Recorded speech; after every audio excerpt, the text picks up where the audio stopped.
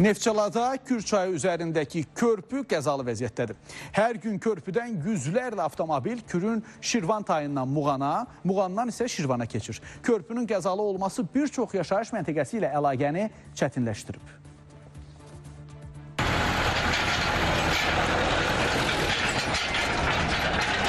Bu körpüdən hər gün yüzlərlə insan keçid edir. Lakin körpünün qəzalı olması həm piyadalar, həm sürücülər üçün ciddi təhlükə yaradır.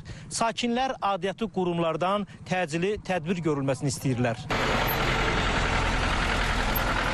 Görüntülər Neftçalada Kür çayı üzərindən keçən 2-ci qaralı avtomobil yolundadır. İllərlə bu körpü baxımsız qalıb, ağır tonajlı yük maşınlarının intensiv hərəkəti isə dəmir beton panelləri sıradan çıxarıb. Hətta dayaqlardan bir neçəsi əyilərək yararsız hala düşüb. Ona qədər yaşayış məntəqəsinin əhalisi bu körpüdən istifadə edir. İllərdir bu körpü qəzalı vəziyyətdədir. Baxan yoxdur, təmir eləyən yoxdur. 6-7 də kəndi bir-birinə birləşdirir. Neçə kənd buradan istifadə edir. Təxminən hardasa bir 7-8 kənd o talib.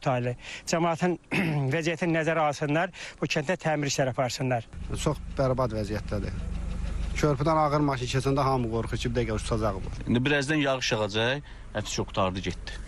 Qışda olub ki, burada qreyder aşıb. Yəni qreyder özü buranı təmizləmək üçün qreyder batmışdı burada. Yəni təhlükəlidir. Sakinlər qəzalı körpü barədə aidiyyatı qurumlara dəfələrlə məlumat versə də heç bir nəticə olmayıb. Məsələ ilə bağlı Azərbaycan Avtomobil Yolları Dövlət Agentliyindən bildirildi ki, söz gedən ərazidə yeni körpünün inşasından bağlı agentliyimiz tərəfindən təkliflər hazırlanaraq aidiyyat üzrə təqdim olunub.